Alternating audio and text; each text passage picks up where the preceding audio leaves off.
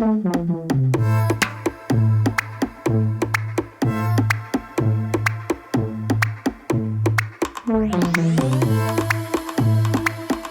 take you on a journey of your people within your organisation.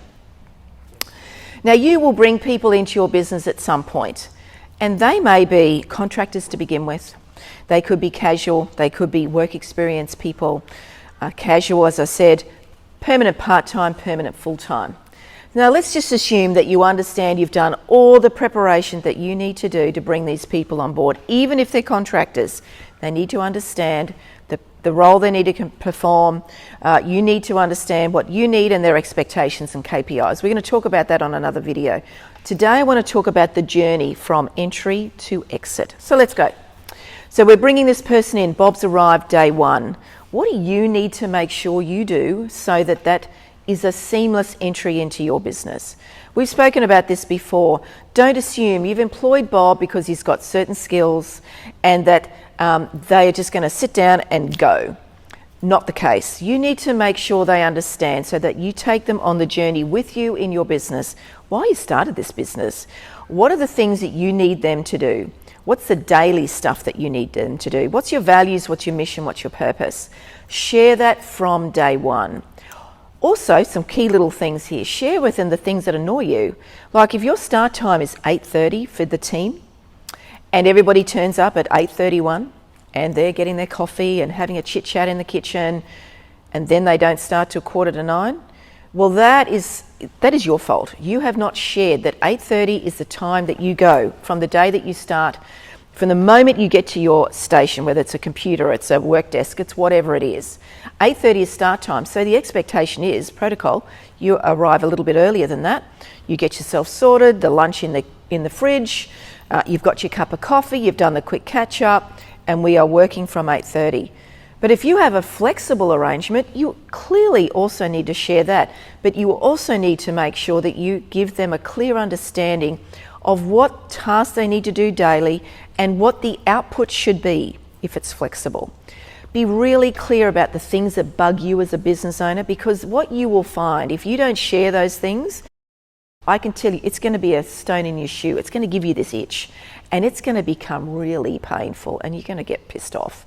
And you're then going to blame that person. And you know what? The only person you can blame is you, because you didn't share the things that you need to see are being done daily. I love this little concept. It's setting them up for success. So if you're going to give a task to somebody, you share what the task will be and what the expected outcome will be. Make sure they have the skills and the capabilities, or they've got somebody to help them with that. Make sure they have the resources and access to software, to systems, to processes to make that happen. Finally, this is the one that often gets missed. Share with them what the finished task looks like. In other words, I call it paint done. Help them to understand what the finished tasks look like. And if you're not sure that they get it, tell me, Bob, can you tell me what my expectation is for this task to be completed? What does it look like? Great, so that's what needs to be done. Don't assume that the stuff that you've got in your employment agreement or contract, they've read every word. Make sure they understand. So, when they first started with you, there's going to be a period of time, what we might call probation. In Australia, it's anything between 3 and 6 months. In other countries, it might be different. But regardless of where you are located as a business owner, there's going to be a period of time that this person is coming to terms, getting used to you, and you are getting used to them. This is the period of time to make sure that it's the right fit from both ways. So make sure that you are supportive for this person.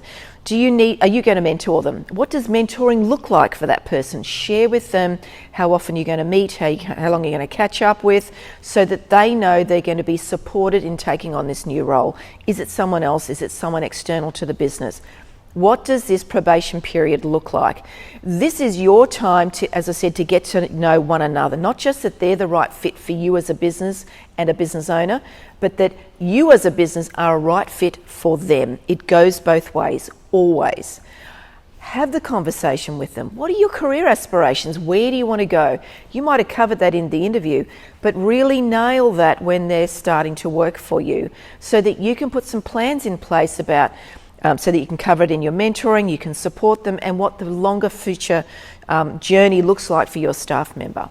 All right, we're coming close to the end of probation, or we've just hit it. Today's probation day is done. Make sure you tell them they've passed probation, or if they haven't, and whatever you've done, all the meetings, you've given them warnings, you've worked them, but somehow there's just not the right fit, nip it in the bud and call it and have them exit gracefully. But if they've passed probation, for goodness sake, tell them, send it to them in an email, it could be a letter, it could be a conversation, but follow it up in writing so they know they are there for the long term now.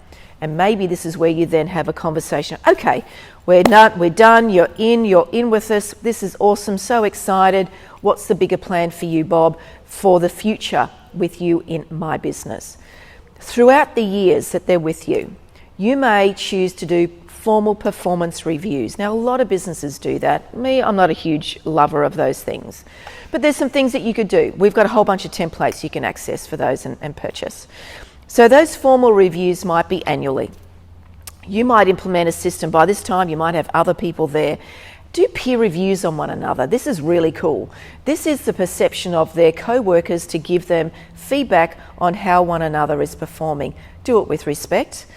This is not a gang, we're ganging up on one another. This is absolutely with respect. And then you do your review with them. Help them to understand where they can improve, what they've done great, what they've done well. This is a time to celebrate this great stuff.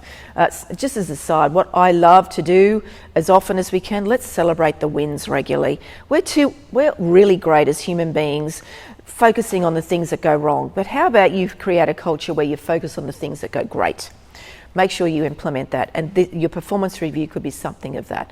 I mentioned before that that's not something that I prefer to do in this formal annual thing.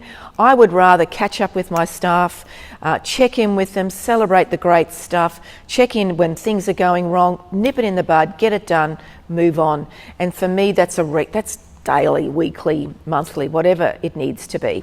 But you choose what rhythm works for you. Let's say Bob's been working with you for a while and he comes to see you and he says, actually, Joanne, it's time for me to leave. I've now got a new position. Now, this is not your opportunity to go buy cake and sausage rolls and celebrate their journey with you. This is, yes, do that. But this is a great opportunity to have a great conversation with them. Sit them down. Tell me, Bob, what was it like working for me? How can I improve to be an employer of choice? What's the feedback you can give me? And you don't take it as criticism, you take it as a place to learn from. Because there could be times, like you'd love your staff to stay with you. I know Nick and I have had people work with us for years, but I've had an equal number of people leave. And I want them to leave with grace. Sometimes they've left because they've found an opportunity that I can't offer them. And you know what? Great, that's awesome. Some of them have left because they want to start a business. I think that's amazing. Can they do some work for me going on? It could be that we just don't get on. And you know what? That's okay. And for those people, genuinely, they may not have a job to go to, but it's just got to the point where it's not working. You know what I've done? I've sat them down and said, so where do you want to work? Let me help you find that job.